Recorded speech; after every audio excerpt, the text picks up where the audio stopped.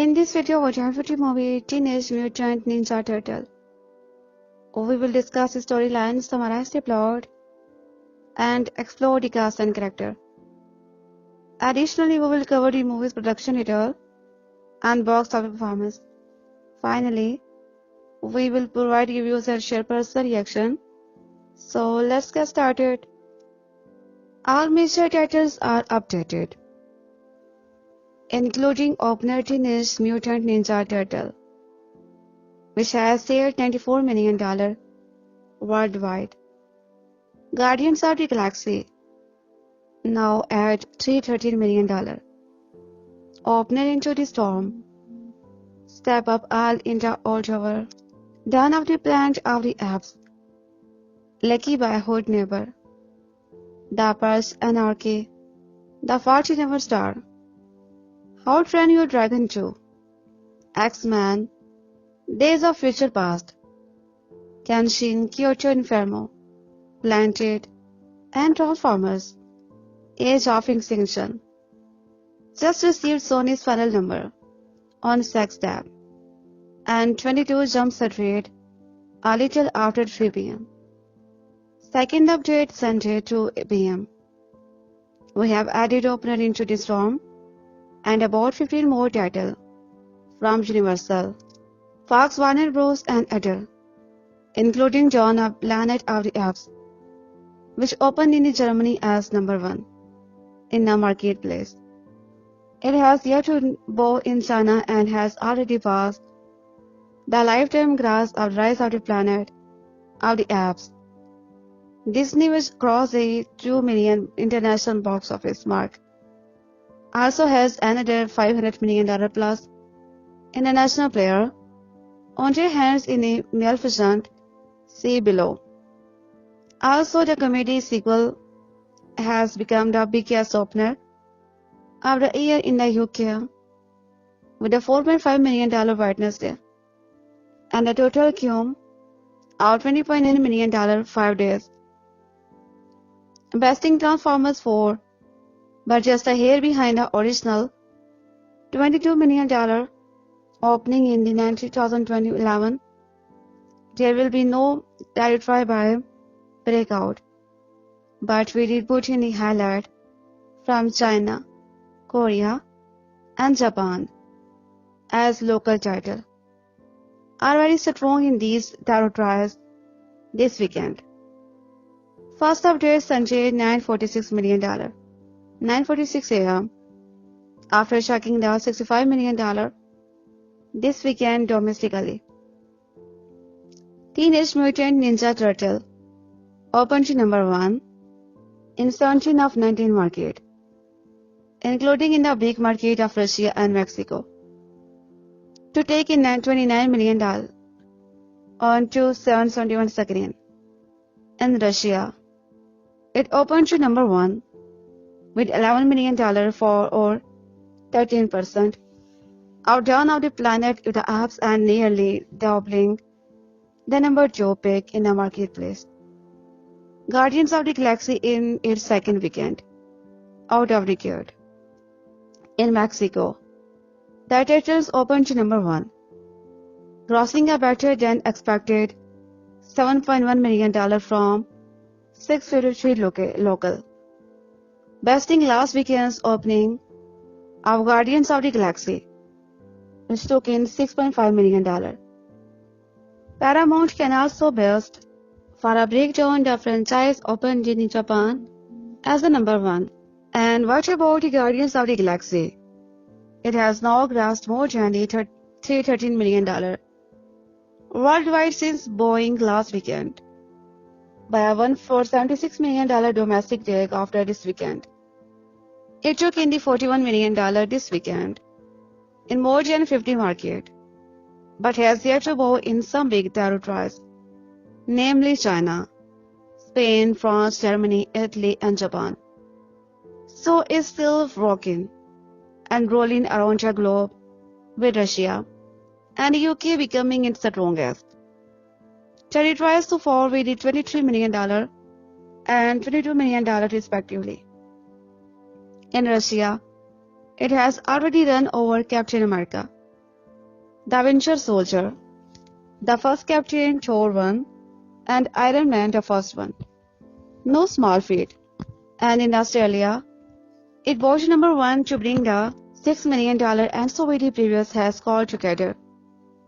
A strong $8.2 million it will open in France and Spain next weekend and won't hit China until October 10. Guardians worldwide gross on IMAX. Screen is now at $30 million after grossing $3 million on 168 screen. IMAX International take for the franchise account for $10 million with France. Warner Bros. Into the Storm phase of Vita, Mutant Ninja Turtle, and Russia this weekend and debuted at number 3. All major titles updated, including opener Teenage Mutant Ninja Turtle, which has cleared $94 million worldwide. Guardians of the Galaxy now had $313 million worldwide. Openers Into the Storm, Step Up All, and Holdover, Dawn of the Planet of the Apes. Lucky Boyhood Neighbor, The Purge, The Fault in Our Star, Now Train Your Dragon 2, X-Men, Days of Future Past, Kyoto Inferno, Blunted and the Transformers Age of Extinction. Just received Sony's final number on Sex Tape and 22 Jump Street a little after PM. Second update, Sunday 2 PM. We have added opener Into the Storm and about 15 more titles from Universal, Fox, Warner Bros. And other, including Dawn of the Planet of the Apes, which opened in Germany as number 1 in the marketplace. It has yet to go in China and has already passed the lifetime gross of Rise of the Planet of the Apes. Disney, which crossed a $2 billion international box office mark, also has another $500 million plus international player on their hands in Maleficent, See Below. Also, the comedy sequel 2 has become the biggest opener of the year in the UK with a $4.5 million. Wednesday and a total cum of $20.9 million in 5 days. Besting Transforms 4, but just a hair behind the original $22 million, opening in 2011. See below for more detail. There will be no title drive-by breakout, but we did put in the highlight from China, Korea and Japan as local title. First update Sunday 9:46 AM after checking $65.5 million this weekend domestically. Teenage Mutant Ninja Turtle opened to number 1 in 17 of 19 market, including in the big market of Russia and Mexico, to take in $29 million on screen. In Russia, it opened to number 1 with $11 million or 13% ahead of Dawn of the Planet of the Apes and nearly doubling the number 2 pick in the marketplace. Guardians of the Galaxy in its second weekend out of the gate in Mexico. The title opened to number 1, grossing a better than expected $7.1 million from 658 local, besting last weekend's opening at Guardian of the Galaxy, which took in $6.5 million. Age of Extinction has become the 9th highest grossing film of all time, with $79 million after pulling in another $17 million in 58 territories. The studio has now opened the film in its final 2 territories of Japan and Spain. What a summer for directors, producers Michael Bay for a breakdown. The franchise opened in Japan as a number 1 US title with a superb $6.4 million gross in 37 local, a 10% jump over the previous revenge of the Fallen's opening weekend there. Spain took in $2.6 million for another number 1 from 382 local and in its 4th weekend in Germany. It's no secret just how fickle movie fans can be when it comes to be their favorite character. Begin reimagined and Teenage Mutant Ninja Turtle has proven that even the muted and amphibious are expected to look a certain way to comic fans. Whether fans are ready or not, the latest Ninja Turtles trailer reveals not only a first look at Shredder's new design, but a clear look at Leonardo and Donatello. Fans get a first look at a rebooted take on the turtle in a previous leaked poster, but much of the criticism among the most devoted followers kicked off once the teaser trailer was released. The main topic of discussion was the more humanized faces, once again raising the questions of how just much of a change or disease could get over if the surrounding film kept the secret spirit of the source material alive. The Screenwriting team has already offered extensive analysis of the teaser trailer, and the latest trailers released via the film's official Facebook page uses most of the same footage and narration, but with fans traveling for a better look at every one of the hostels hero. Kim filmmakers have put those demands to be rushed. Cyber techno equipment, the cool but rude graphics, and even elder peak at sensitive set launcher. What the trailers makes clear is that the more humanized faces of the turtle is clearly going to be used for every member of the team. However, it's outlandish of the team and a potentially problematic as some of the early design concepts may have sounded. It's no secret just how fakers movie fans can be when it comes to be their favorite character being are imagined. And Teenage Mutant Ninja Turtle has proven that even the mutated and ambitious are expected to look a certain way to be comic fan, whether fans are ready or not. The latest Ninja Turtle trailer reveals not only a first look at Shredder's new design, but a clear look at the Leonardo, Raphael, and Donatello.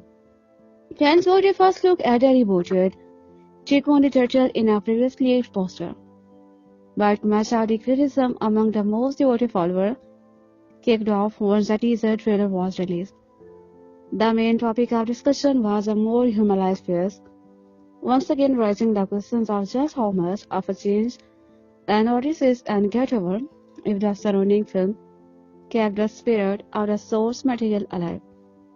The Screenwriting team has already offered extensive analysis of teaser trailer and the latest trailer, released via the film's official Facebook page, uses most of the same footage and narration, but with fans striving for a better look at every one of the half-shelled heroes. What the trailers makes clear is that a more humanized faces of the turtle is clearly going to be used for every member of the team. However, as outlandish and potentially problematic as some of the early designs concept may have sounded, they don't look so bad in live action.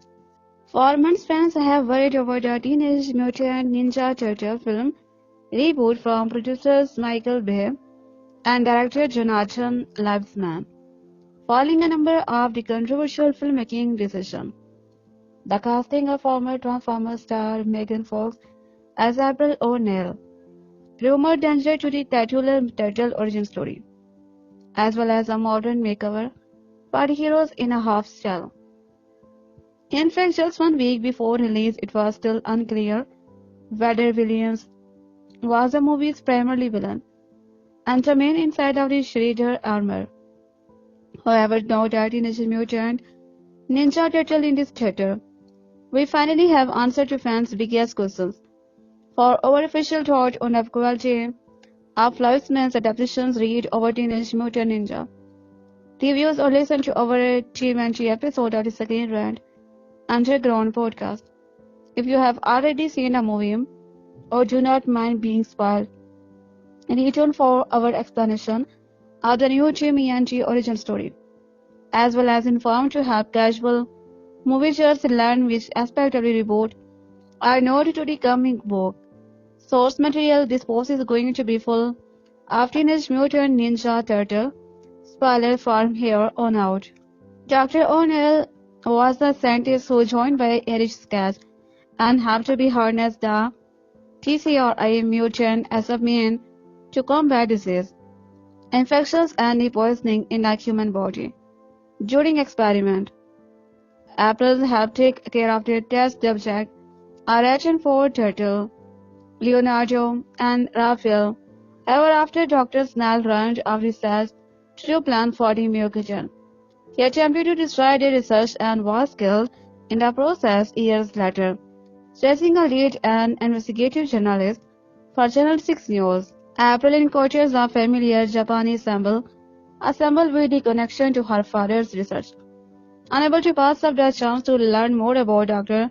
O'Neill's death, April's investigations lead her into a conflict between the flawed clan and her former turtle pets, now a team of the crime-fighting mutant willing giants. While 2014 April O'Neil is in line with the most familiar iteration of the character, news reporter who stumbles upon the turtle while investigating the fort. Certain Chimianchi fans meeting the childhood backstory came out of the nowhere and was forced into the Ninja Turtle reboot simply to give April and the turtle a shared origin. After all, the father's O'Neill character is either deceased or pre-appears in most versions of the Chimianchi mythology. Yet Mr. O'Neill has appeared in a prior piece of Chimianchi programming, especially as a sporting character in the 2012 animated series. In that version, Dr. Kirby O'Neill works as a psychologist, not a scientist, but his adoption by the Krang iteration of the Eutrom is still the inciting event that first brings April and the turtles together. Dr. O'Neill was even mutated into a bat like Ritchson during the show's second season, until his turtles returned him to be normal. Furthermore, this is not the first time that Chimianchi franchise writers have connected to be April to the science community. Since the iteration of the comic book series, the latter season 3's animated show saw the heroine working, at least for a time, as a research assistant to Dr. Baxter Stockman, of her more well-known occupation as a news reporter, and even had her responsible for first naming the four-pet turtle like in the movie. As mentioned in the previous section, the Ninja Turtles and Splinter were just ordinary test subjects in the Eric mutant experiment. It is April and Dr. O'Neill that named the turtle after his Genesis artist and painted his stepdaughter skull with a dab of purple, blue, orange, or net band to help identify them, the basis for their personalities coloring. Following Dr. Snail's death, April rescued the turtles and Splinter from her father's lab, depositing them in a surrogator. After their mutation, Splinter followed Dr. O'Neill's example of caring for his daughter by raising the mutated turtle as his own son. In order to keep the brothers safe, he prohibited Leonardo and Raphael from venturing above ground to the streets of New York City, but as the turtle became restless and obsessed with the human pop, Splinter sought to teach his son discipline, turning to a discarded martial art book for guardians. As a result, Master Splinter studied and practiced as martial art, and then passed the same skill and values onto his now teenage mutant ninja turtle. Still restless and armed with their own unique weapon, the turtles again to sneak out when Splinter is away, fighting the growing Foot clan threat from Big Shadow until they are discovered by April O'Neil. Filing report that the Teenage Mutant Ninja Turtle reboot would feature on Alien's origin story for the titular hero. The film actually followed pretty close to traditional backstories for the turtle. Most versions of Jimmy and Jet mythology suggest that turtles were created following accidental exposure to the TSREOs, as opposed to the intentional experimentation. Yet, after that initial mutation, the 14 turtles' running emergence as Shadow is mostly in synchronized with the source material, albeit with the addition to their visual design that help differentiate their personality beyond head-band collaboration correction. Nevertheless, the biggest departure in the new film is Monster Splinter's backstory, which in most versions of the mythology has been directly tied to the rise of the Shredder. In the original comic book series, Splinter was the patriot of the benevolent ninja who fled Japan only to be hunted down and killed by a rival warrior. Prior to be Yoshi's death, the rat was already a proficient martial art, having already shadowed his honor practice session for a year. As a result, once the Splinter and the turtles were mutated, the rat visited Notre Dame in training his apprentices as heroic warrior. For months, the fans were trying to be determined whether Alex sketches would bond the shattered armor, filing comment from actor William, suggesting that the actor's afterglow was not going to be in Teenage Mutant Ninja Turtle. Nevertheless, now that the film is available in theater, we know that the Stretch is actually a student of Psyche, and that the iconic villain is still the man inside a bladed battle sword. Even now, little is known about his version of Psyche, since his backstory. For over 2 years, the Teenage Mutant Ninja Turtle reboot has been a contention project, especially when it was first revealed that former Transformer lead Megan Fox had been cast as beloved turtle ally Apple. In the months since, critics have reacted with equal outrage to a host of utter revelation, from the turtle's visual makeover, novelty, style, to the addition to the Johnny Niswal, as well as long rumored changes to be hero's origin story, among others. As a result, frustration has routinely been directed toward producers Michael Bay, man regularly blamed for ruining childhood via his Transformers franchise, while the film's actual director Jonathan Liebesman has mostly flown under vitriolic fan rhetoric. In addition to the film's score by the brilliant Tyler, Liebesman, Teenage Mutant Ninja Turtle features a new turtle-powered name song, Shell Shock from Juicy Tribe, Jola Sign, and Kill the Noise and the Mad Snake. Listen to the full song in a video at the top of his page, updated with lyrics. Despite some eye-rolling lyrics, the song should serve as a catchy credit track as well as background music in the final run of Jimmy and T trailer. Understandably, moviegoers who have already written off the Jimmy and T reboot will find Shell Shocked to be another soul-crushing affront to the Ninja Turtle brand, even more so than the coming out of their shell.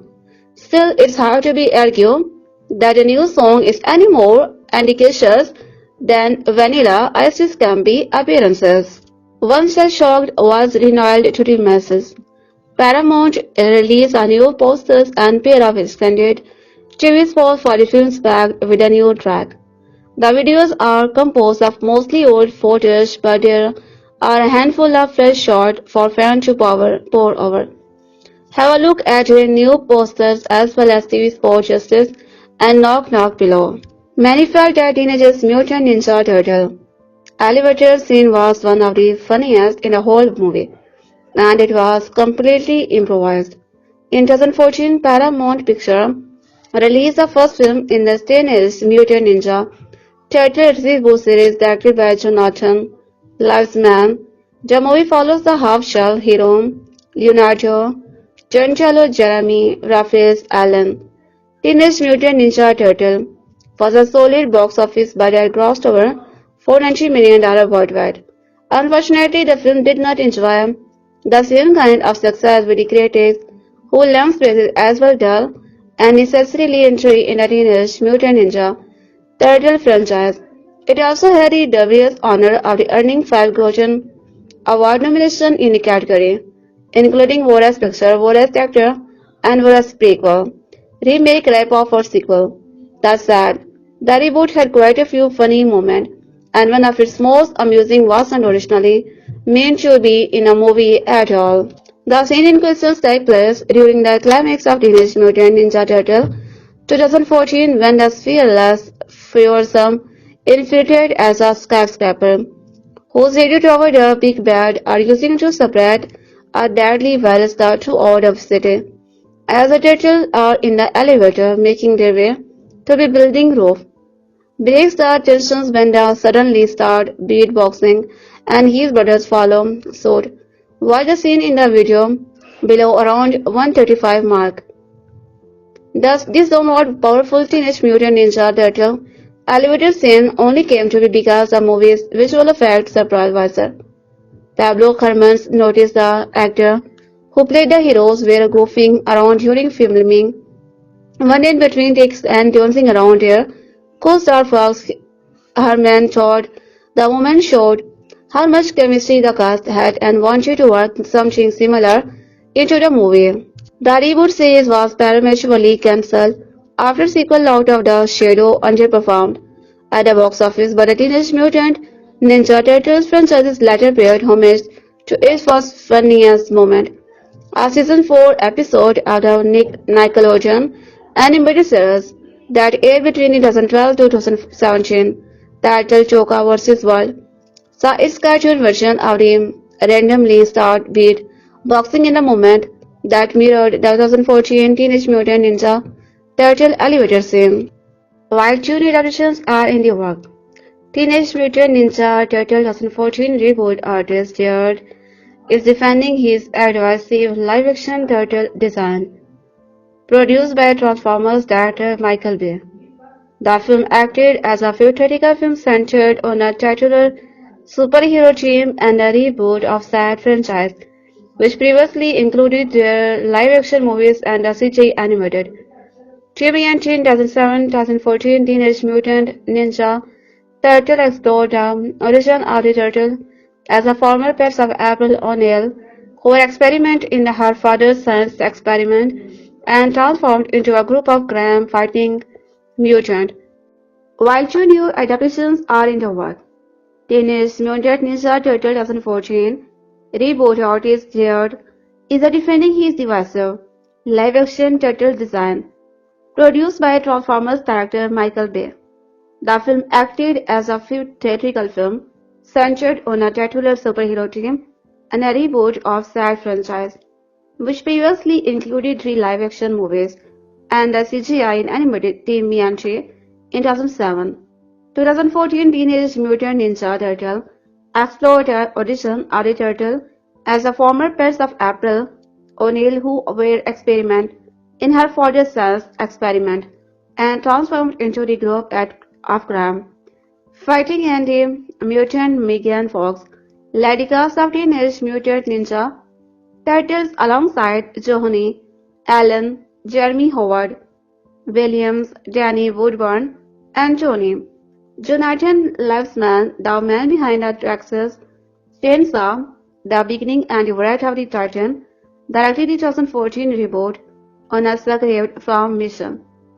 Ghost Protocol's Josh Gove, Bebop's Andrews Names, and Devil and even Daughtry. The film scored largely negative reviews from critics and audiences alike, with criticism directed toward its consistent tone. Nearly a decade after the film first hit theater, actor Devon took to Twitter to share the fans' revived design of the turtles in the Teenage Mutant Ninja Turtle 2014 movie reboot. The artist behind the divisive his live-action turtle design responded in a thread with his thought on the matter, defending his work and saying he will still fight for the include on the titular hero. Admit we would make some changes if given another opportunity today. See defense said below. While a number of elements of the Teenage Mutant Ninja Turtle reboot franchises were the focus of criticism from critics and audiences alike, the live-action turtle design was one of most prominent, with many finding the inclusions. The Teenage Mutant Ninja Turtles property has always been divisive in its cinematic endeavor. Some have found most nostalgia for the films from the 90s, while others prefer the classic animated series. There was an attempt with the live-action adaptations in 2014 and 16, but they never connected with the audiences. Now a new animated adaptation, Teenage Mutant Ninja Turtle, is out in theater, having earned a near-perfect score on Rotten Tomatoes. It certainly filled viewers with excitement. The finished result is something much more fun than those more trapped viewers might expect it. Mutant's story follows Leonardo and working to be accepted in society. Much to be chasing out her mutant grandfather. Splinter device attempt to interact with the human world. This mission lets them meet some good human and bad mutant led by the dangerous superfly. The results equal a rollicking and very funny adventure. Each of the turtles have their own ambitions involving the human world. They will believe they deserve the chance to fit in with the human. The boys usually appear in a world to run errand for Splinter. They stay out late, pick up girls' groceries, and even sneakily watch movies in the park, as they all want a human life. They cross paths with the high school reporter, April O'Neil. Her reaction to the turtle is not at all what they expected. She does not have the reaction of fear that Splinter had warned them about. It is a surprise but the start of a mutually beneficial relationship for all the characters involved. April and Co. decided that for a breaking story, she would capture the boys being heroic. This forces them to be crossed their path with this superfly and his mutant family.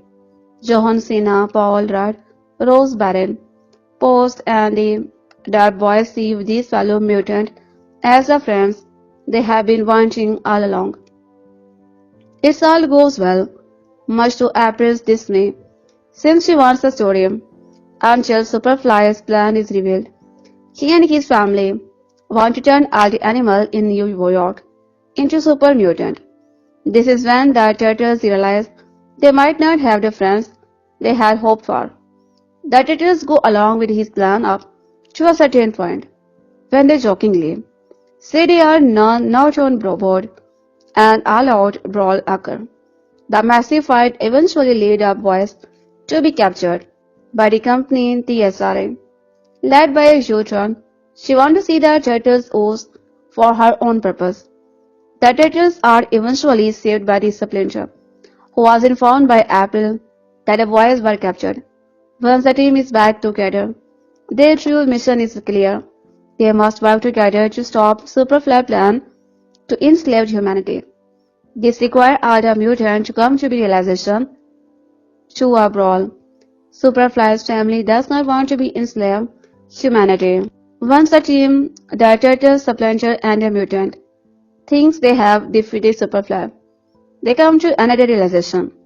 They only push Superfly into the ooze, making him stronger than ever.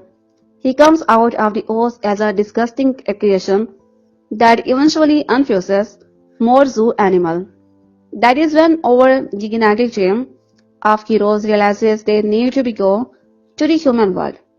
Reunited all the mutant, thanks to a speech from Splinter, decided to try and save the city. They arrive in New York but do not have the warm welcome they hoped for. All of New York thinks the turtle and their friends are the real enemies. With the city and the mutated Superfly against them, all hope seems lost. It is not until the boys are nearly defeated that Splinter comes to save the day. When he can't even gain the upper hand against Superfly, Splinter finally receives help from the people of New York that is sent to Apple Broadcasting and overcoming her stage fright to tell the people of New York what is actually happening.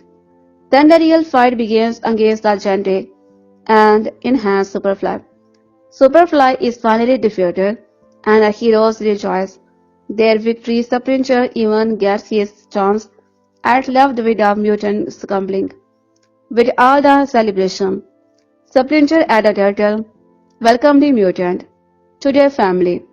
They all do so by allowing the family to join them in their life in the sewer. Without appearing good for the new mutant family, the turtles can fulfill their dream of going to high school. As the turtles enjoy their new life, it is revealed that they are being monitored by Santia Jotrom. Her plan has failed, and she was now turned to the fourth clan to take the turtles down. The Teenage Mutant Ninja Turtle franchise has always had a rocky history in pop culture adaptation. Most of the time, we tend to put on some thick nostalgia glasses when thinking of the original 90s film. and cartoon since it was not without its fault. But what do you expect when you are dealing with the adaptations of a comic book about giant mutant turtles that are ninja taught by the Ritchson, who learned by watching his owner. So every time there's new cartoon, comic toy, land video game, movie, there's bound to be some liberties taken, and it's weird with the notion that they decided to go with the most up mentalities into the new Jimmy Anti movie. Yes, I have seen the trailer, and it did nothing to me. Yes, I have seen the Resident, and they are ugly as crap. Yes, Michael Bay is involved, and it's not looking good. Yes, I have seen what they did to do Transforms, but new generations love it. So I open my mind as wide as I can, and I will give this new version a chance. It can't be as bad as they're coming out of the shell tour, and I will try now to be let my love for early 90s titles good my judgment. Let's begin with the April O'Neil, one of those elements that seem to be changed from every Timmy iteration. She started as a lab assistant, then was a news reporter. In the newest cartoon, she is teenage herself, dealing with school. Teenagers, some of them turtle, and her own love of pizza. In the movie, she is once again a reporter, albeit one who only gets a stories handed to her as she hears for more. The first red flag that popped up was when Megan Fox was announced but to play her, and out of the blue choice which probably came about because of eye candiness. I have never seen me a fan of MS Fox, but unfortunately she managed to handle her role with enough grace to sustain her scene. The unfortunate part of this is that they rely too much on April to carry the movie. It basically starts and ends with her. Her introduction was all about her wanting to be in the news reporter, big leagues, a plot point which never gets resolved. Sure, it's sort of the text you to her meeting. The turtles for it first time, but we forget the whole news thing even happened and make me think so much could have been trimmed to save us from several pointless and boring darkly human sense. Speaking of, why is the Whoopi even is here? Her can't be considered a cameo, nor you can say she adds anything to the story. She either owed a character something, or she's truly a despair for money's her, and will role could have been fused together into one, and it could have smoothly moved things along. We already have to be there with so much focus on April to lose time on her boss.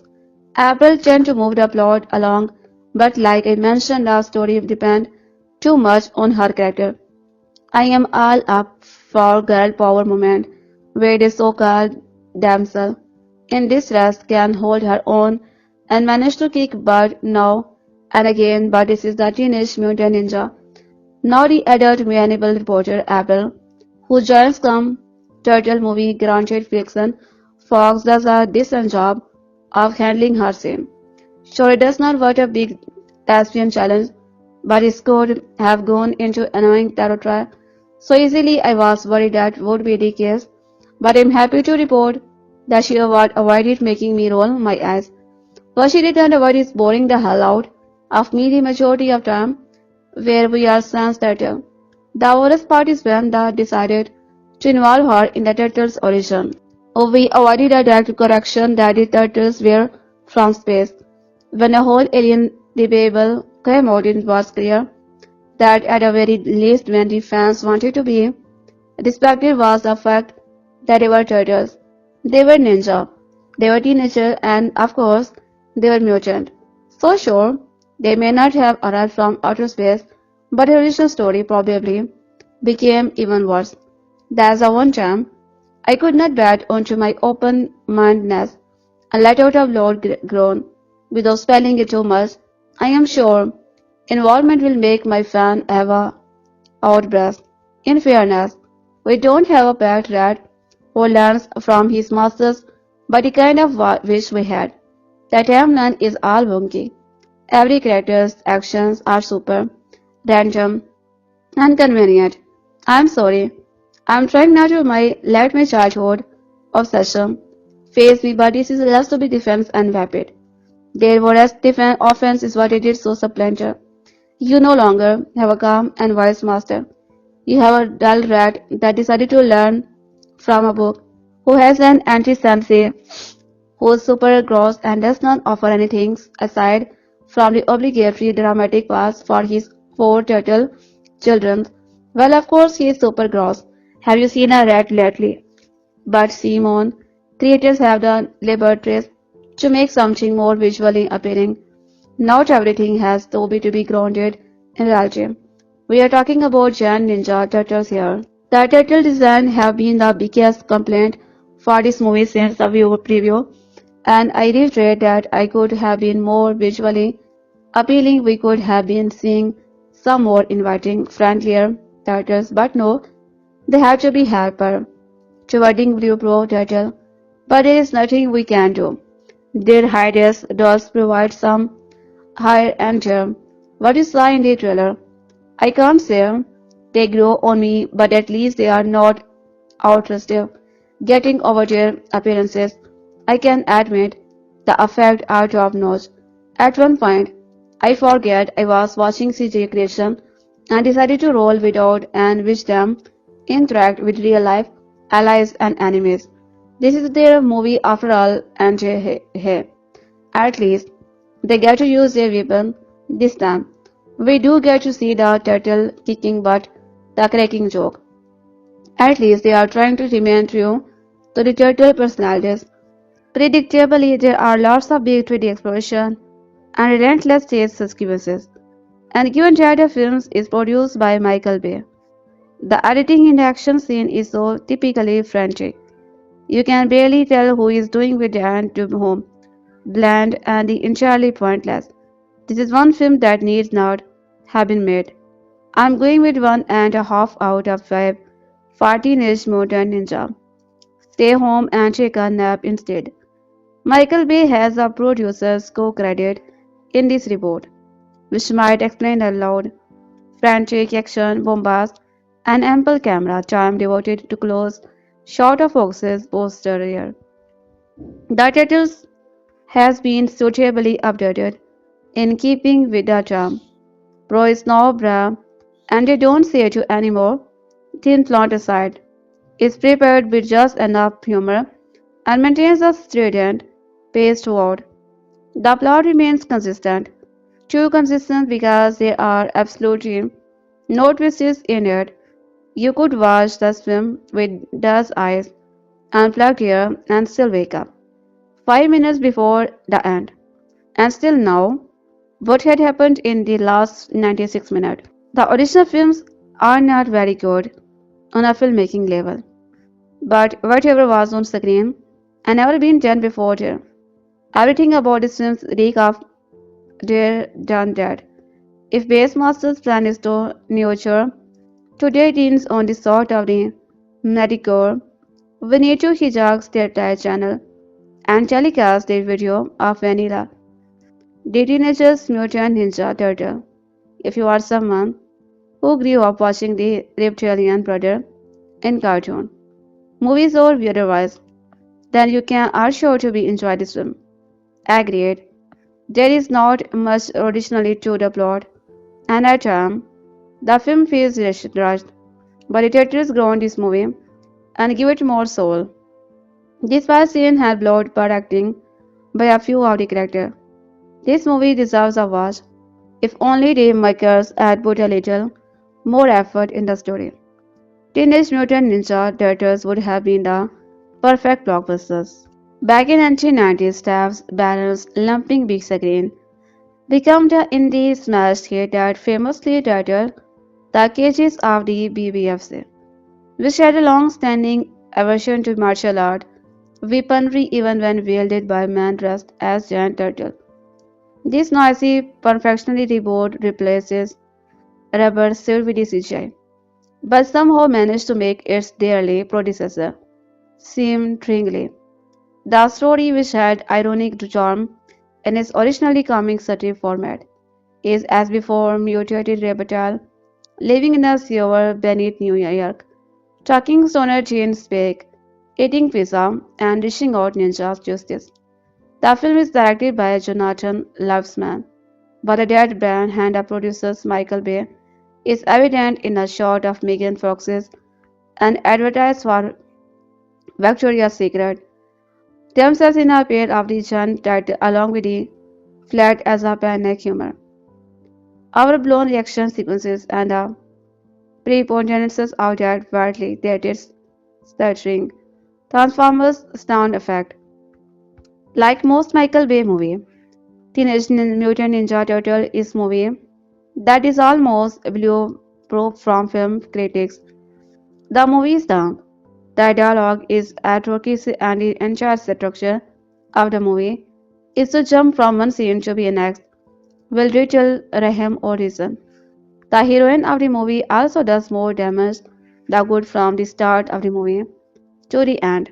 Honestly, April O'Neil is possibly the dumber heroine in any home movie.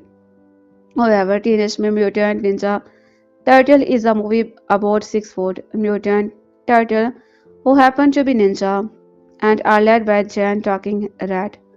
Honestly, how much do you expect from this movie? Sure, there are a lot of people who love the original movie, but that movie is as cheesy and eye rolling as any, and most people who love it just love it for the Chinese on it. But at the end of the day, it is nothing but dumb, ridiculous fun, and there is no reason that a movie can't set out to do anything more than that. The new Teenage Mutant Ninja Turtle movie opens with the April interview a Jack worker about a robbery by a mafia-style group known as the Foot Clan. This entire scene is much a rip-off from Batman Begins that is even funny. However, to give the movie some slack, the film wears its influences on its sleeve, even having someone call out for using this Batman voice. It is mismatch of every superhero movie we have already been seen before, but it never shines away from it either. One thing leads to the next, and soon April O'Neil finds a turtle and puts out their lives in danger thanks for stupidly. There has to be a lot of the credit given to this movie for really making each of the turtles unique. Sure, I feel barely match up with the same character from the original movie. Is little too much like Egan's Splendor from Ghostbusters and a little too goofy at them. But each of them are full realizes character. The same can be said for Leonardo, but 3 out of 4 are not bad. April O'Neil is a different story in the original movie, in the cartoon, and in comic she is very helpful and useful character. In this movie, she leads the bad guys right to be turtles underground, hideout, gets the way, act like an obsessive fool. The movie has a roommate for her whole comment make it clear that the filmmakers know how ridiculous her character is. The new Teenage Mutant Ninja Turtles movie lived it as by its action and comedy base. For action everything is over the top and borders on ridiculous, but it makes the movie fly by the little charm to contemplate the gags in logic and silly stunt.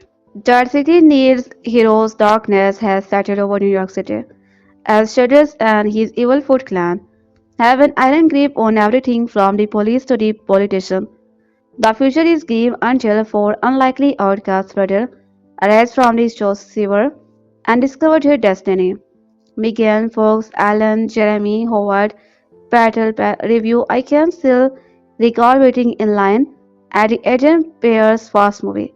Theater back in 1999, in the day and the original Teenage Mutant Ninja Turtle film was released. An unexpected hit at the box office.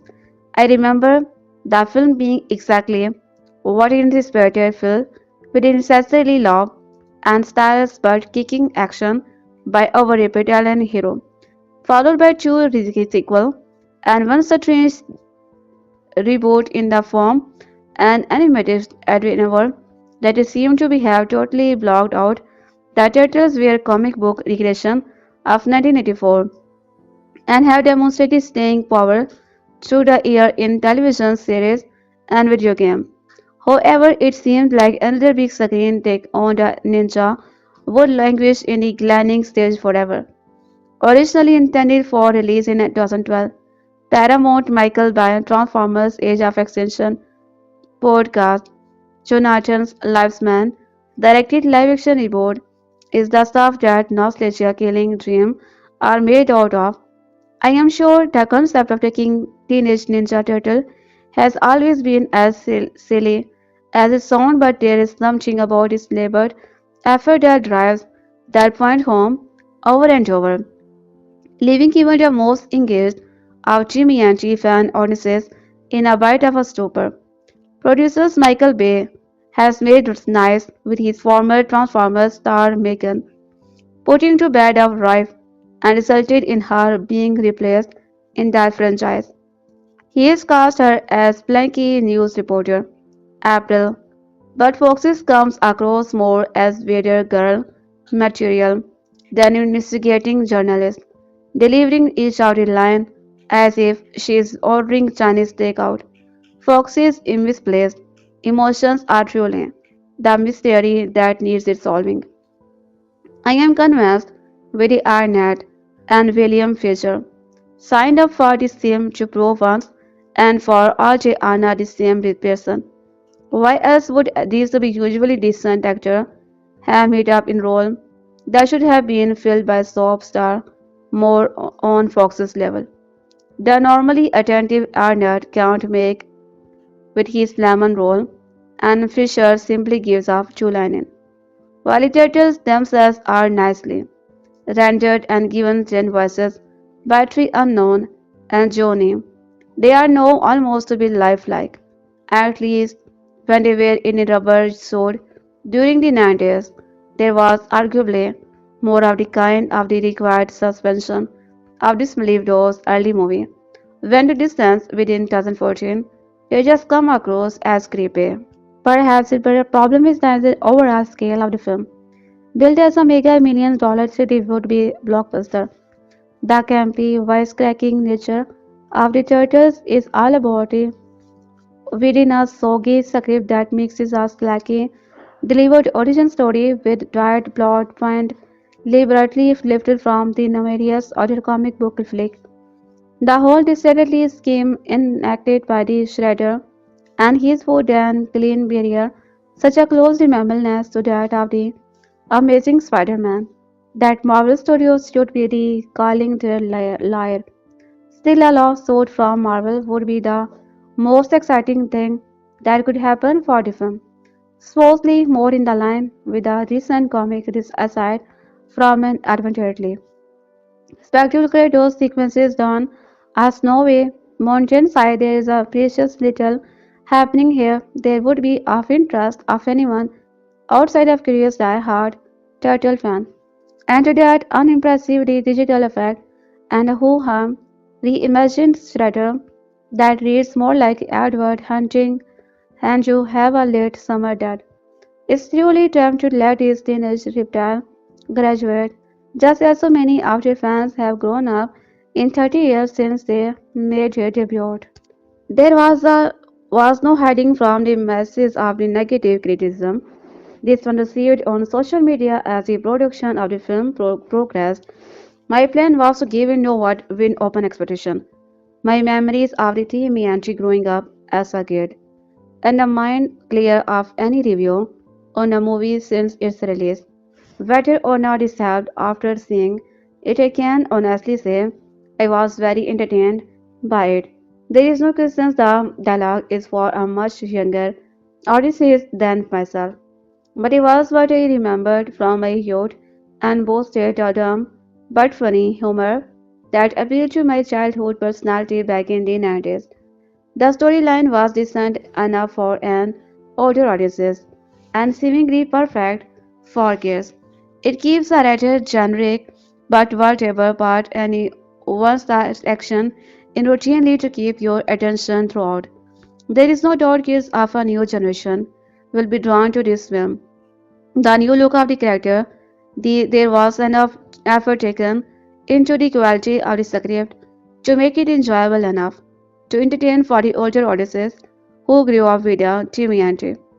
Sure, a more intricate and view-structured plot could have been written, but it would come at the risk of losing the younger market it was aiming for, and thus possible hindrance in product sale that could result. For a film that had a wide range of the demographic to entertain, it did an excellent job. The special effects were great, and while many may not like the new look of the tortoise, I found it appealing and I definitely brought out the inner Greek inside me. They were fun to be looked at as one who can remember the past films of the early 90s. It was an amazing upgrade from the bulky costumes and singular appearances. Each of the turtle, in their appearances, were given personalities. Too much, and I can see where this will start up a whole new generation of kids having their own favorite character. The varying pose personalities also allowed for stone some arranged in the angel of comedic delivery between the group. While she was in the late half of the second act, it still was a fun film from start to finish. The action sequences were well orchestrated and visually stunning to say the least. It was even better with some 3D layering added to bring the true depth and scale of the high underlying moment. The fight choreography was fun as well and also seemed very similar to what I remembered as a kid. Each had a personality to their fighting skill set which enabled for some fun, moment and the fast-paced action. There was a clear ambition taken in crafting the fight sequences between the turtle and Shredder. The shots were well framed and showed a good amount of reaction with other camera angle. The ones were successful in building strong cinematic moment at the right form to keep the flow moving. Overall, this was a fun rendition of the Meandre, and I can clearly see why a sequel has already been announced. These films managed to be refreshed and my memory of the character I loved as a kid and managed to add some update that only made the final result more enjoyable. Many will bash these films and medal Ray attachment to it, but when it comes down to it, this one was just purely enjoyable and without a doubt an adventure the kids will love. It's been 7 years since the Libertarian Rebel last graced the silver screen, and now we are back for an animated adventure. Teenage Mutant Ninja Turtle. Mutant Mayhem sees the Turtle brother set out to win the heart of New Yorker and be accepted as normal teenager. Their new friend, April O'Neil, have them take on a mysterious crime syndicate, but they soon get in over their head when an army of mutants is unleashed upon them. The Ninja Turtle is a franchise I have always had an interest in, but need to delve more into it, especially their darker comic book origin. What Mutant Mayhem being a fast-paced, gleeful, albeit and excitable 100 minutes that balance a voice house, a wacky over-the-top character, and a punky tone alongside genuine heart. Separate Animation has had a double whammy, a visually unique center this year with Puss in Boots, The Last Wish and Spider-Man, Across the Spider-Verse and How Mutant Mayhem can be added to that list. This truly looks like a comic book come to life with a thick pen and pencil line, shady dandy detailed backdrop and eye-widening design for the married of mutant. It absolutely has its own defining style and completely of own it. The villain is a blast from their first chaotic encounter with April, a hip-hop act in integration montage which had me grinning from year to year, and a bombastically big-scale final. Also sad soundtrack is back to be brimmed with rap banger. The cast lineup is filled with the recognizable big names in the mutant sport role, John Cena and however the Turtles themselves as brilliantly voiced by four young and with no offense intended unknown performers. Nicole Cancho Brady known and nailed the brotherly banter and love for each other, Ice Cube is a huge presence as a brazen evil and power-hungry superfly. Jackie Chan brings elderly wisdom and quickness, Splinter and I, fast-taking, smart yet anxious April O'Neil is a refreshing spine on the character.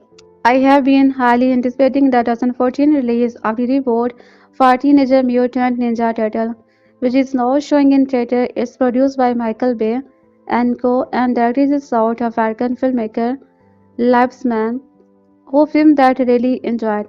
This updated and modern take on the turtle was always going to be a risky undertaking because of the nostalgia people experiences watching the original film. Michael Bay has been getting a lot of hate recently and is managed to be do with the most recent, but it's apparently 158 minutes of pure torture. I don't have any issue with the Michael Bay and I have enjoyed most of the Transformers film with one of his production, you know what you are in before it was start. Keep an open mind with those one guys. He did not direct it, only produced to settle. Most of you have already been introduced to this world and you know the story here. That turtle had been raised from birth in a lab and upon his destruction, Splinter the rat is left to be raised Leonardo and the Benita Sewer of New York City. The evil kidnapped senator aimed to be taken over. The turtle, along with a very determined and driven news reporter April O'Neil, must band together to stop him and save the city. The cast included Megan Fox's Will Arnett, William Fisher, and Whoopi. The voice actors are Alan, Noel Fisher, Johnny, and Jeremy Howard. I'm going to be tempted to talk about the film without making the comparison to the original trilogy of film from the 90s. Firstly, this installment was made in 3D, were released in 3D anyway. Most of the time, the films that are being showed in 3D these days are hoping to be enhanced the viewing experiences and for the most part they do. I can't help but feel that TMNT did not need it. Michael Bay always feels the need to be bigger and better, and I think sometimes it's just easier not to try to outdo yourself. The one thing I really enjoyed about the version was the effort involved in displaying a great backstory, which I think is the film's strongest aspect. We got a bite of insight into the turtle and what's taken place in the past and how it's led to be by them now find themselves in. I never read the comics, so I don't know how well that aspect was covered, but I don't remember them ever all that much information in 90s films. The acting for the most part was solid. I'm not sure Megan Fox can pull off a lead role. Emotionally, I don't think she can really hit the mark that necessarily. Baby is not needed in a film like this, but I don't think she is going to ever make the change to more serious drama film.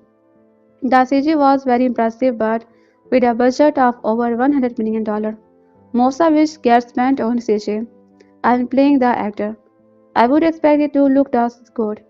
The best part are the chase action sequences between the turtles and Shredder, man, particularly in this final act. The main reasons most of the us adults wish watch these types of films so we can step out of reality for 90 minutes often, and the most part is reboot does that. The biggest letdown of the film is unfortunately some of the casting. For example, I like Will Arnett. I think his work in the Arrested Development was hilarious. He will forever to be Sam Van to me. Nor's cameraman Warren in Trimiante. It just does not work.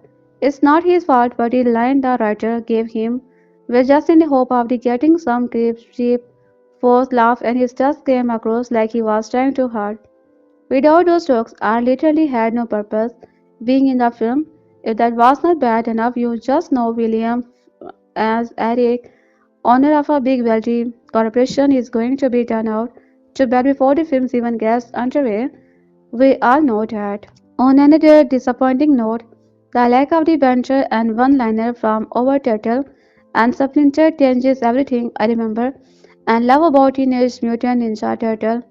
Other than the one pizza references and a couple of inside jokes between turtles, the humor was non-existent.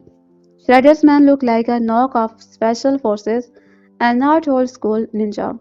One of the best things about the 90s film was those ninja. Think of the battle week with Kano and the ninja in the shopping complex, which I think is in the second film. I was hoping for those types of the note over the original film, but got nothing.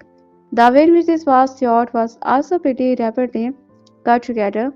The second half of the film was better, but the action sequences in the truck on the mountain went on.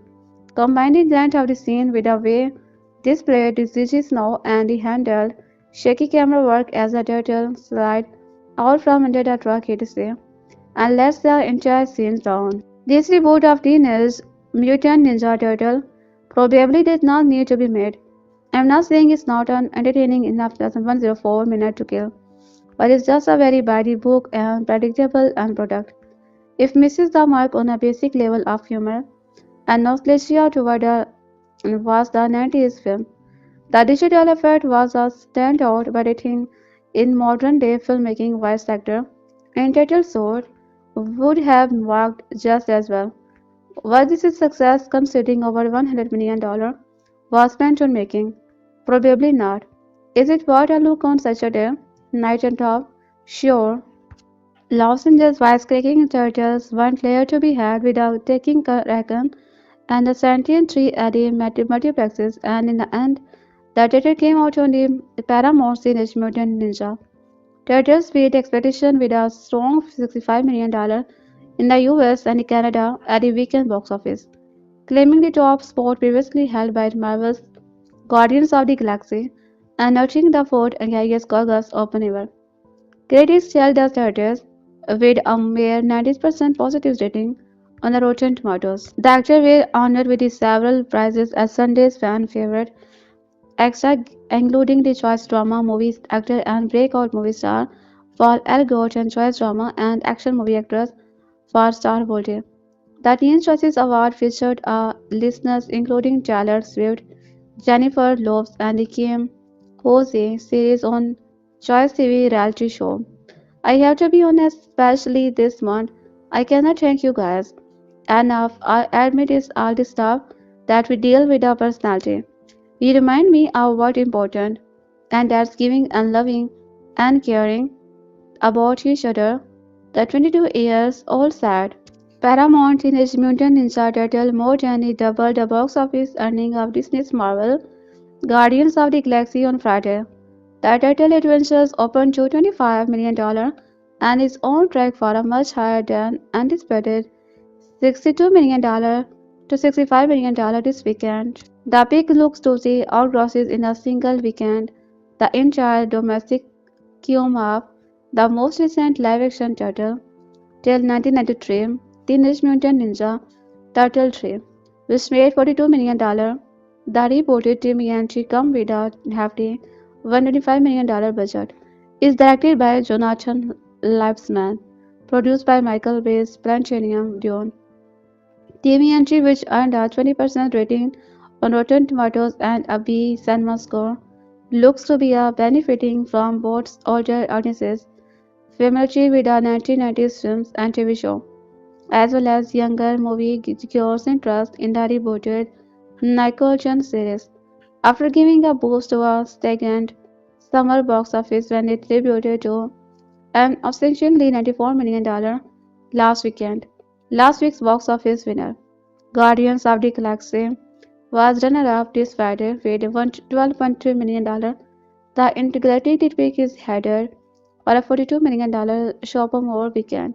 This would mark 55% drop and raises its cum to be almost $177 million.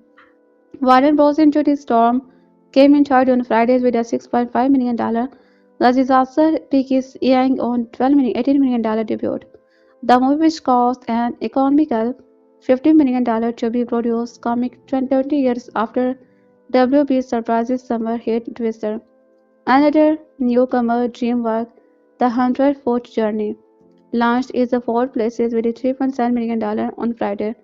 The food dramedy from producers Steven Spielberg and Binredi centers around a dueling chef from two very different walks of life. Universal's Lucky rounded out the top five with $2.8 million will likely gross Out of $9 million this weekend, a 50% drop is estimated hold. The Scarlett Johansson star will have made $97 million plus by Sunday. This weekend, last news Sapphire release, Step by Allen, landed in the sixth place with a $2.8 million. The fifth installment in the dance competition franchise stand to earn $6.8 million this weekend. Second update Sunday at 2 p.m. We have added opener to the storm and about 15 more titles from the Universal Fox Warner Bros. Another including the Dawn of Planet of the Apes, which opened in Germany as number one in the marketplace. It has yet to be out in China and has already passed for lifetime gross of the Rise of the Planet of the Apes Disney, which grossed a $2 billion internationally box office mark, also has another $500 million plus international. There will be no territory after tackling the $65 million this weekend domestically. Teenage Mutant Ninja opened to number $1 million in 17 or 19 markets, including in the big market of Russia and Mexico, to take in the $29 million to screen. In Russia, it's opened to number one with $11 million or 13% ahead of Dawn of the Planet of the Apes and nearly doubling the number two pick in the marketplace. Guardians of the Galaxy in its second weekend out of the gate in Mexico. The theaters opened number one, crossing a better than expected $7.1 million from 653 locations. Best listing has weekend opening of Guardians of the Galaxy, which took in the $6.5 million. Paramount can also boast that its Transformers Age of Extinction has become the ninth highest grossing film of all time with $789 million after pailing in the another $17 million in 58 territories. Its 52 locations, the studio has now opened the film its final two territories of Japan and Spain. What a summer of for their director producers Michael Bay. Some suspension of disbelief is required before an audience can accept the parameters of most work of fiction, and this is most recent certainly true of the Teenage Mutant Ninja Turtle. I mean, really, who could otherwise take seriously the idea of talking 6 foot tall, barbed reptiles that are martial artists with a taste for pizza?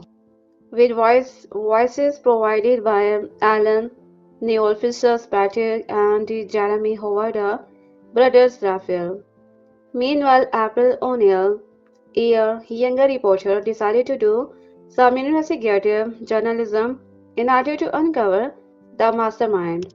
Fans of this franchise will likely be delighted to see the adolescent antics of their favorite character gracing the big screen once again, along with a familiar humor.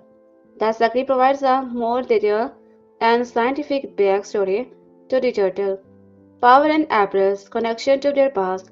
However, parents of the youngest anxious to embrace the renaissance of these reptiles should be aware that they come with a steady stream of violence. While the depictions are bloodless, they do include weapon use, martial art, battle threat, and perilous moment created with state-of-the-art technology, training, vehicle explosion, and near-death fall after the wow factor craved by action-adventure addicts but may be too frightening for children. Silver the team entry to have to be offered as an entertainment. Choices for twin and teen is their sense of the teamwork and the brotherly love, pulling together to set out to use their super strength to do good, tackle organized crime, and protect the innocent like April. At the same some of the vain villains they are attempting to unset. For the first time, I feel it necessary to give a disclaimer at the start of review. Firstly, no, I am not a fan by secondly, I am not a member of the Michael's Bay Haters Club, as I have come to call it, and personally would consider Transformer and the Bad Boys movies as dumb fun, and I would even do so for as to say that Pain and Gain is one of my favorite black comedies. Now that I have that established it, allow me to start a review. The Teenager's Mutant Ninja, as you may know, has one of the stupidest princes of fiction. that a rat and forfeiters were exposed to be ridiculous waste and the instant trying that he became curious. Then the rat raised the turtles and taught them, and then the turtles went out and got into fight with the various groups, the most predominant being the food. Now it's virtually impossible to review or talk about a reboot of a film franchise without talking about a previous film. And in preparation for the critics, rewatched the previous three Turtles movie, yes, including the complete red, then was Teenage Mutant Ninja Turtles 3. And I found that the first of the original movie that stood hold up today is good as a strong team of family and a good balance of the action scene to character moment. And as a picture we see in this film is for the most part very different. Its splinter shown in the cartoon series and the previous film. Here he is represented as being much stricter with adopted son, and I find I like him less. To my mind, the scene in the original Turtle film from 1990s where Splinter has seen hand on the head telling him that his rage will destroy him, while tears on John Raphael's face is a lot more emotional and adds much to these characters that Splinter is this modern update making the do a handstand for 1917 hour while telling him with a dick he is me. My point is this film does not capture that theme of the family. Also disappointing is Shredder's. Now personally, I would say that a good villain is as important to story, whether that story by film, book, gum, whatever. I personally believe this that is case for fiction. Unfortunately, Shredder is completely dementia with a terrible costume, a problem exhibited by the fact that is at first. Shredder's incredibly ominous taking shadow. In the cartoon and older movies he was as agile as a turtle, but in the film he is just a man in giant sort of mechanical armor who uses less and more about face when he is fighting mainly because the turtles themselves are no all fight fate. Now it's very obvious that William Ficker was originally made to play Shredders before the fan toy outer, probably caused by the fact that after Dragon Ball Evolutions no one wanted only Asian character to be played by a wild guy and conceding justice mainly because Ficker is the only one who gets how fucking stupid this entire story. An evil fact original concept actually is, for example, the villain's big evil plan is designed to be again, and stupid evil scheme seem to be a staple of this film series. I mean Shudder's big evil plan in this title 1990 was to get master plan in the sequel was Wangesa for Turtle for following his stupid evil plans in the first one. Now as you are probably heard, Megan's Fox blame characters who's sick of being used as eye candy and wants to be taken seriously. Good luck with that, Megan. God, you might want to be the actress, but I'm afraid you are just not a screenplay. The screenplay problem is also highlighted by the developing moment, except for one flashback we can't discuss for fear of spoiler. Need us to be make you believe that you are friends and want to be help each other. Mainly because, as I said before, the turtles are a side character in their own movie, and they are only really around for this fight scene, and the only turtle that sees her as anything other than an assistant is who keeps feeling with her, which incidentally gives the film one of the creepiest undercurrent of bestiality that I have seen some King Kong 1993-33. What's also uncomfortable is the fact that the turtles are contrary to her at first, breaking her phone and threatening to kill her if she does not give their accesses. Now that and is not to say this film is completely bad. For example, the action scene on the mountain is easily the highlight and is a very good action scene. Ganjar is a CGI, but it's not the point of CGI in action sequences that it does the things regular sentence and can't accomplish. Unfortunately, the action scene just talked about is the only good action scene in the entire movie. The others use way too much shaky cam and zooms, then way too close for the audiences to see what's going on. And it actually makes me wonder if Jonathan Lifeson, the director, paid my attention in film school. And let's say the camera needs to be zoomed away from the action so that the audiences can see what's going on. Traditionally, you see close up during intense emotional and dialogue scene in order to be assessed the actor is getting the desired emotional impact required for the same work to work dramatically.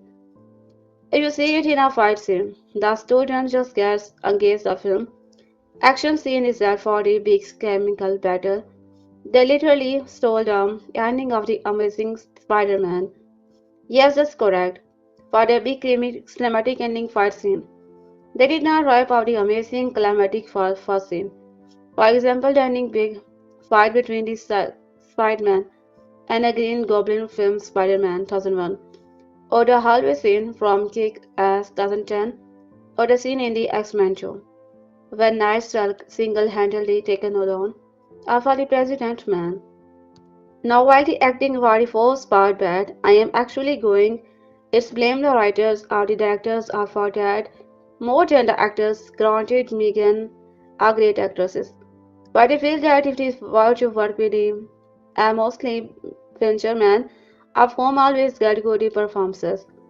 Another problem is I have is that it appears in the thought that face that this is a film is the marketed to the children made of writers and directors feel as they did not need to be put as much effort into as they would if free making into a movie for adult. Now a lot of the critics they held the character design out themselves, but personally I don't think they do better. I actually think they add characters, for example, more muscular than the other. Another failing of this film is cinematography. Now I get camera movement can be useful for dramatic purpose to add tension of excitement to the scene, but the camera movement in the early is too much, and it makes Roger harder to be engaged with what's happening on scene. Not helped by the ridiculously overpowering lighting, anything is unnecessarily highlighted by the fact that one of my favorite scenes, the elevator scene, is still short. The still short works on the scarce delay because it's always you simply sit back, relax, and watch what's going on without the constantly trying to keep track of where the camera is relations of everything and everyone else. In short, kids deserve better movie. Kids entertainment is important. The fiction we deserve as children effort we eventually grow into a lot more genuine thing. As a personal example, the only reasons I got into the recycling and taking care of the planet when I was a kid was because we stayed a huge fan of the movies, especially Princess Mononoke and of the Valley of the Wind, both of which were about in nature turning against humanity after we failed to be respected our planet. If you need acceptor of the obligation to try harder. It means to know you are melting a product that will be seen by and influences millions of children and in for accepting the responsibility of using film take from something good, something wholesome. Children deserve better. I am aware that he did not direct this film. He is listed as a producer, which is believed in Hollywood. Speak for taking at least one turn during the obligatory. Throwing that of a target fills with plot glitches. Sessions Michaels probably threw down that inherited with us Eric Penis. That's the pure supplication of the course, and while the machineer his responsibility, somewhat due to his also awesomeness. He is still the most prominent name associated with his film. In other words, it's all his fault. Even it's not his fault, this is how modern America works. Movies like this really brings things into the perspective thought I don't need a TV but once a week or so I see cable at my probably house and get caught up to Nika current 2 minutes head. There are all sort of things we have supposed to be the upset about Barack Obama, Abbas, ISIS, and Barack Obama. The manufacturer's crisis of the cable news sphere are always amusing, with the hyperbolic presentation and the fighting color, trying to distract one from the real issue that face the great aggression. The middle class continue to erode wage is mentioned, as well as the treat sits within a new bubble. Part-time employment it has become the new normal, and none of this is important. If you need any more evidence of the effectiveness of the contemporary media at informing the public, book to no further than the reaction of the Teenage Mutant Ninja. I know what you're thinking. What reaction? Exactly. I have not seen Wall Blizzard baking about this film. They have not devoted weeks on end to his movie like they did with the Missing Planet Matago. They have not done that because they don't care about his real issue. If we had a media that actually cared more about the populace than about a rating and a maintenance of this status quo, I would not have to be right this review. You would already know this is truth. This movie is just still. Anyway, in case you were unaware, it finally happened. They remade the transforms and but those characters were cartoon were a little bit before my time. Was interested, but I did not get too upset about him. The remakes upset me as movies, not adaptations. Like I said, I don't watch this cartoon as a kid. I did watch the Mutant. I loved the Ninja Turtles. Now they are remade them.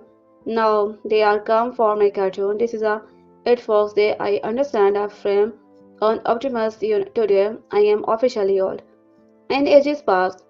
A boy became a man, a girl became a woman, and become an adult via a rite of the passage recognized by the community.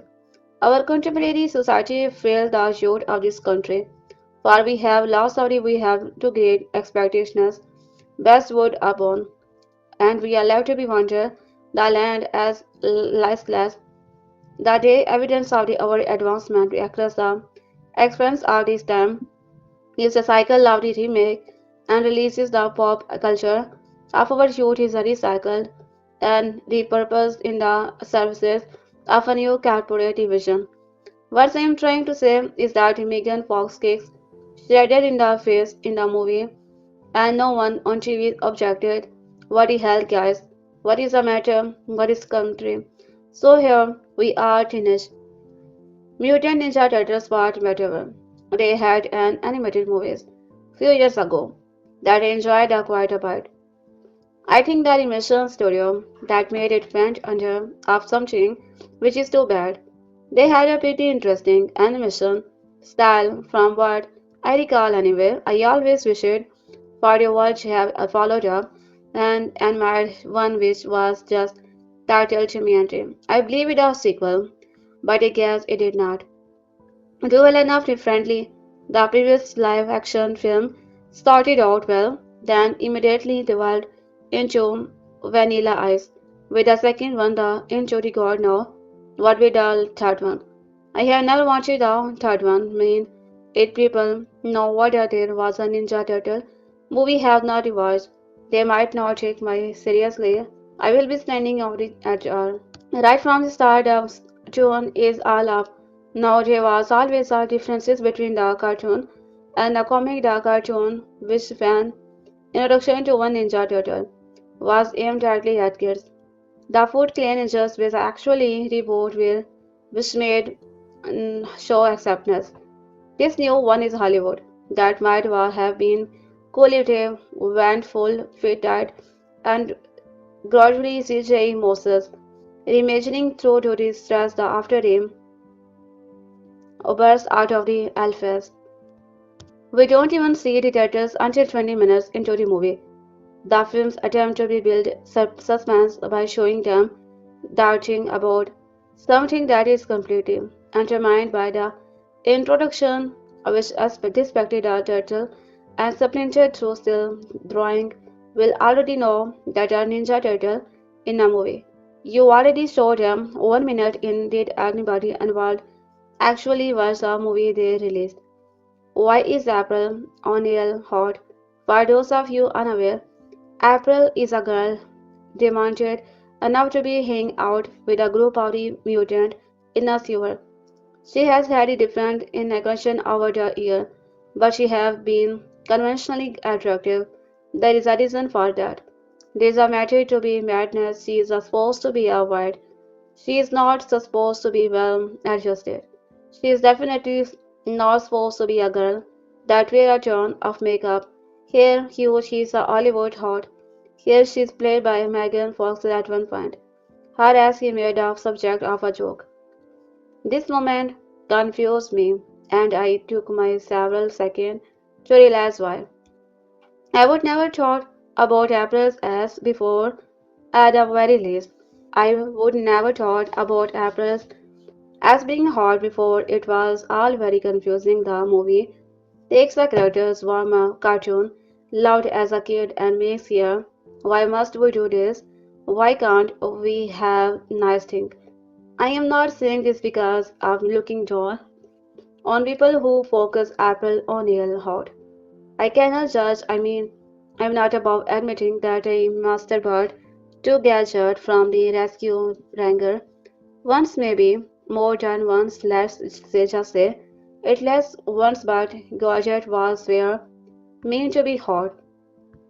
She was a cartoon rodent who was a brilliant engineer first and a female second. April O'Neil was not supposed to be elderly. Also in this movie, April O'Neil saved the turtles and Splinter from certain death when she was a kid. As the chapter were not burned down, it had been and this is working with a guy named Zack. When he realizes that Zack was working with his strategy, he torched them was killed by the smokers. As of the rest of the film, is your typical contemporary Hollywood product, we have got 300 style speed ramping, teal and orange anywhere, everywhere, CGI glow, and a script that he leaves various characters on the floor by the films, and more than that. The movie feels very small. It's apparently made as a leads up to the future sequel, but unlike the animated Mutant, are interesting in its own right. At least that movie had different interpretation of April and Friends. This one tries to do and cartoon without the technodrome, the theme song, or any of the hilariously ridiculous mutant and reboot villain. It's very about as entertaining as a sound. The movie does have a few funny lines and bites from the turtle. April and her colleague make fun of the early rumor that the turtle was going to be made into the alien at one point. Keyboard Cat makes some cameo appearances as well, and anyway join me a few years for the when they released Teenage Mutant Ninja Turtles Rise of the Fourth. The issue with his new version of the Teenage Mutant Ninja Turtle is not so much the plot, which of course is silly uncompleted, and escape of the actor who succeed in being no more than what the screenplay required them to be. The real issue is that much like the vastly overrated 2011 Muppet reboot, the title of characters are not allowed to be the start of their own movie. They are relegated to the level of the sidekick. They spare dialogue in sense and insequential, not taking part in any affection sequences so much as blending into the background. The scenes featuring them alone are not only few and far between but are also so relevant to the overall plot that it can come off as afterthought. To be sure, the title characters have never looked better, rather than the costumed actor, Ritchson had, which was the case in the live-action adaptations of the 1999 or cheap-looking Saturday morning cartoon CGI, as was the case with the 2007 Abysmal Chimianchi.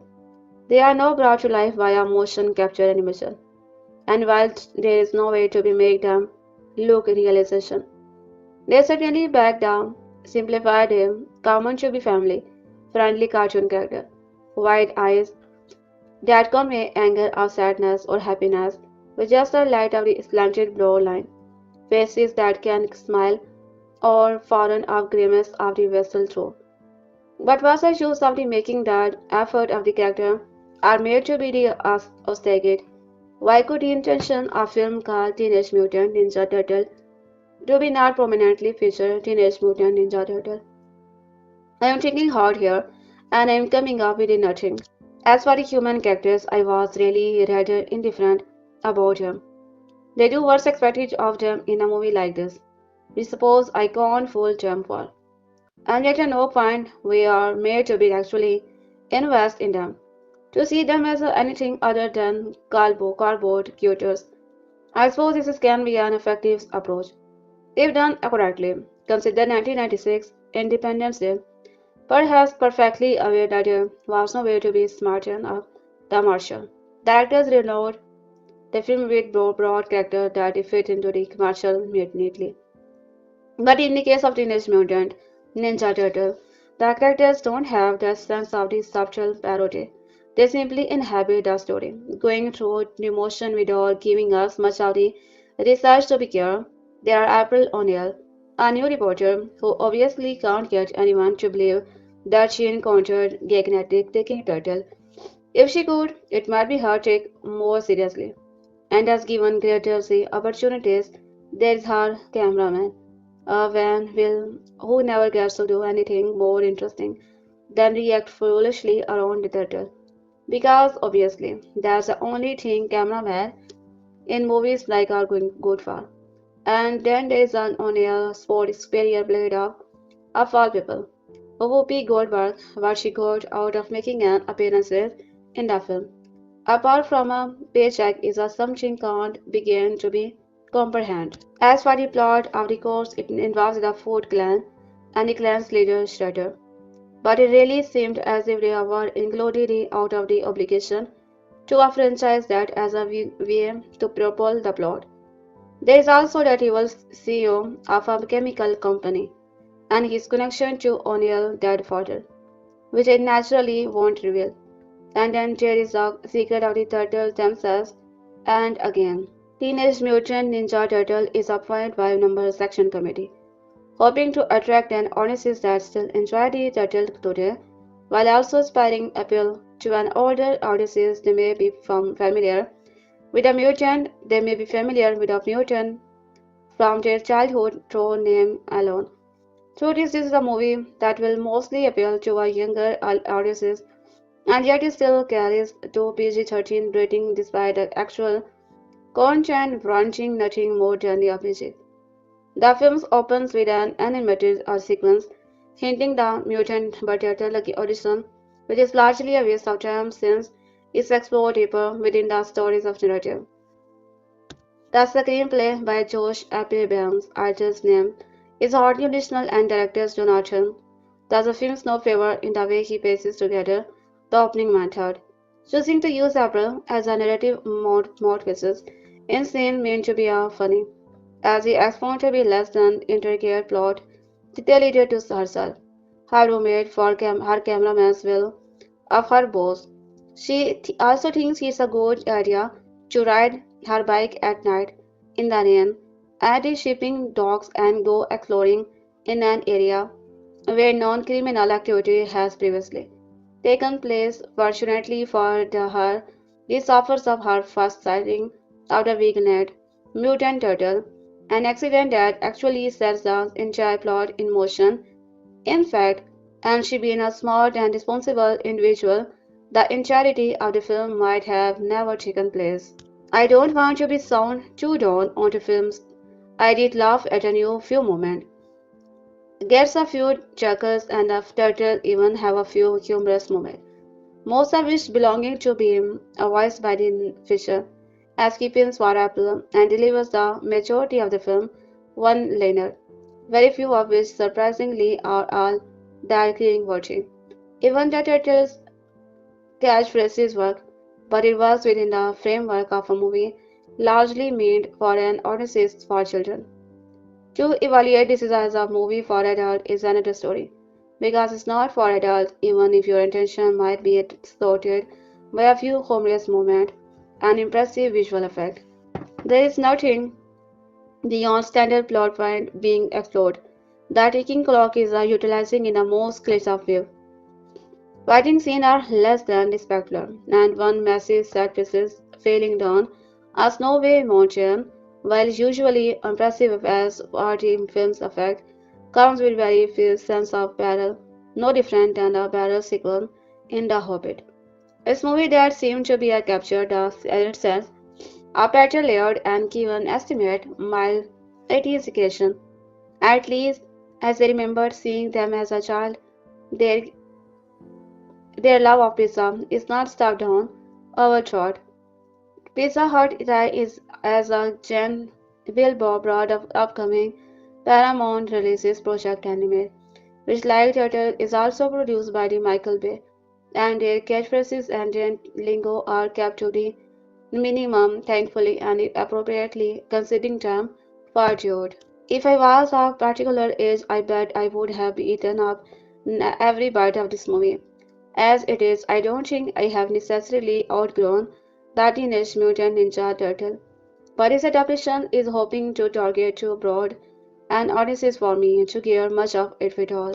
The films open with an animated sequences hinting at the mutant turtle origin, which I largely a waste of time since it's explored deeper within the story narrative, involving Frothy Television's reporter April O'Neil and her previously unknown involvement in the lives of the turtles and their father, a rat named Splinter voiced by Tony.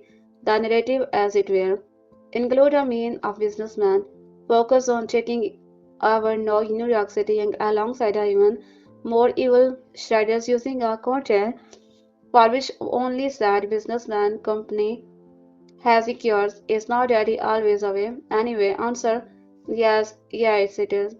The screenplay by Josh Anderson's name and even is hardly original and directors.